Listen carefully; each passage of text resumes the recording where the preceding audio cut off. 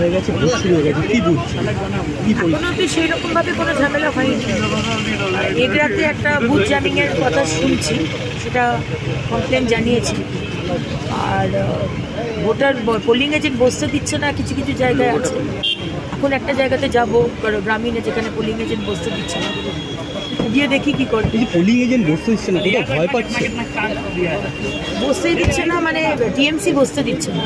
কোথাও টিএমসির মুখ্যমন্ত্রী মমতা ব্যানার্জি ভয় পাচ্ছে, তো আর টিএমসির এই ছুটকো ছাটকা এগুলো তো ভয় পাবেই।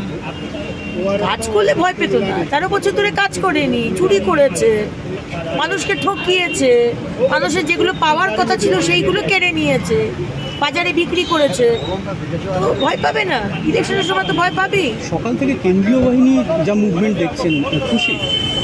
হ্যাঁ, কেন্দ্রীয় বাহিনী যথেষ্ট সক্রিয়, যথেষ্ট স্ট্রিক্টভাবে রয়েছে, এবং আমাদের সবসময় কথা চলছে ইলেকশন কমিশন, কেন্দ্রীয় বাহিনী কমিশনের কথা চলছে।